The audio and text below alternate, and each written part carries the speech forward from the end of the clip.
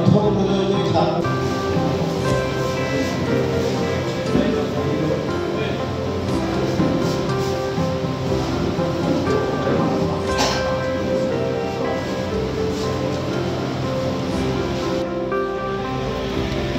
অন্যতম পৃষ্ঠপোষক 300 জনের বেশি রক্তদাতা রক্তদান করেছে। উত্তরীয় দিয়ে পুষ্পস্তবক দিয়ে সম্মাননা জ্ঞাপন করলেন রাজ্যের মাননীয়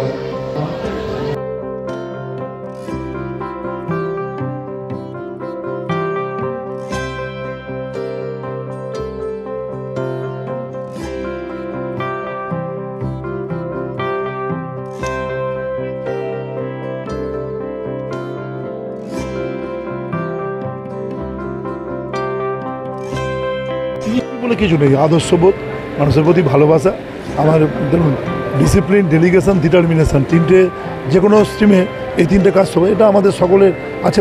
মানুষের প্রতি দায়বদ্ধ হবে। মানুষ, আমরা জনপ্রতিনিধি, যা ক্ষমতা পাই, পাওয়ার পাই, মানুষ আমাদের দেন। আমাদের গণতন্ত্রে মানুষ আমাদের যখন এরকম একটা পার্লামেন্টারি মানে ডেমোক্রেসির সিস্টেম হয়েছিল, তখন বলা হয়েছিল যে আমরা যেন আমাদের প্রশ্নে যেন কমিটমেন্টটা ঠিক রাখি, তাহলে তো ব্যাপারটা মানে হতে পারে না। এইটা আমরা সবাই মিলে থাকি এসপি না, কাজ করতে করতে উৎসাহিত হয়েছি, ইত্যাদি হয়েছে। আমি কখনো হতাশ হই না। আমার কাছে কোনো দিন যা হবে বুঝলাম, আমি বলবো নয় জিতবো নয় শিখবো। মানে যেমন আমার স্বামী বিবেকানন্দ বলেছেন, জিতবো আর শিখবো। ও মানে হারা বলে কোনো জিনিস নেই, নয় জিতবো, যেটা পরাজিত হবো তার থেকে শিখবো, আবার পরের বার বিষয়টাকে হবে এরকম মানে বিষয়টাকে রাখা হবে, কোনো অসুবিধা কিছু নেই। এসপি না, এটা কাজের একটা মূল্যায়ন বলতে পারে। ছোটোবেলা থেকে কাজ করছি, মানুষের প্রচুর ভালোবাসা পেয়েছি, উৎসাহ উদ্দীপনা পাই। রক্তদান শিবির দীর্ঘদিন নির্বাচনের কারণে আমাদের অনেকগুলো প্রোটোকল থাকে, সেগুলো আমরা নির্বাচনের জন্য সেগুলো করা যায় না, এই সোশ্যাল কাজগুলো। তাই জন্য আমাদের এখানে বিশেষ করে 7 দফায় ভোট হওয়ার কারণে এই অ্যাক্টিভিটিসগুলো, যদি 1-2 দফায় ভোট হতো তাহলে ব্লাডের ক্রাইসিসটা হতো না।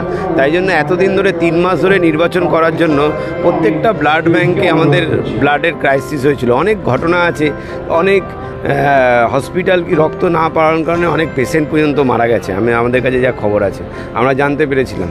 আমি তাই জন্য রাজেশদাকে ধন্যবাদ জানাবো। এই নির্বাচনের পরেই উনি প্রত্যেক বছরই রক্তদান শিবিরটা করেন।